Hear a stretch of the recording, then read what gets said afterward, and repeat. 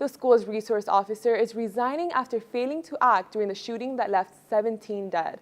Over the past 20 years, a total of 3 marshals have been stationed at different schools around Bradford County. This case involves a criminal matter in 1916.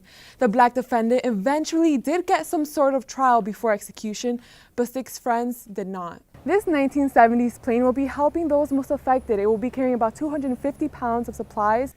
71% of Florida voters approve the idea of marijuana treatment for debilitating medical conditions. I saw firsthand how they extract CBD, the oil that some say works well and can help avoid pills. A medical marijuana cultivation center opening near Gainesville could be the largest yet in Florida. Medical marijuana businesses are sprouting throughout the state. You smell it now. You can really get a scent of what that is. Every single plant has a very distinct profile, and this is the flower. And we let this come to maturation, and this is where the medicinal components are. George Scorsis left his job as a Red Bull executive to become CEO of Liberty Health Sciences. He's become an advocate for medical marijuana products and uses a topical cream himself. This really is a safer alternative for pain. This is a safer alternative for anxiety. This is a safer alternative to helping individuals with PTSD without any long-term issues to the human body. Despite the stigmatism surrounding marijuana, Florida is seeing a boom. In this one cultivation center, about 800 plants are harvested each week.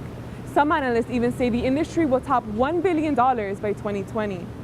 Liberty Health Sciences is planning to hire up to 300 people as demand grows.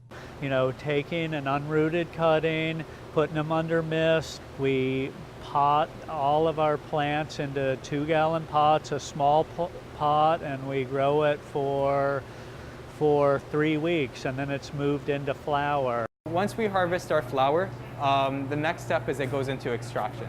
So the cannabis oil we get out of CO2 extraction is high in waxes and fats. So the next step after that is our first refining process, which is called winterization. The oil is then used to formulate products, or can be used in a vaporizer. A certified doctor must prescribe marijuana, often for conditions like Parkinson's, arthritis, ALS, and glaucoma. Instant feeling the blood pressure go straight down, and then also the stress and anxiety straight down, which is awesome. Florida already has about 170,000 registered users, a number growing about 3,000 a week. I was absolutely hesitant at first because the stigma is so deep and so far spread. Now, Caroline Fisher relies on it. Chronic pain as well as PTSD. So with that, you know, for my use, I use it for both a body and mind relief. Where they're making honey. And this is where I wanted them to make cut comb honey. Seth Young checks on his beehives every day since he left the Army. Because it's now his main source of income, he worries about theft. $800 to $1,000 per year per beehive. And you can get the honey, obviously.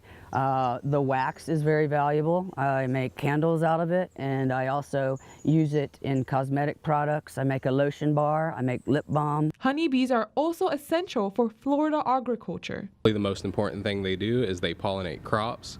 When a bee pollinates crops, that allows that crop to produce fruit. Last year, they added about $18 billion to the ag industry. 30% of the food that we eat is dependent on honeybees.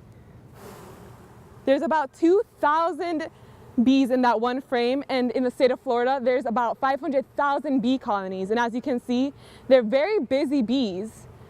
Here's a close-up look. In one recent year, the number of hives reported stolen reached over 1,200. Charlotte County is no stranger to the thefts, which are often hard to solve.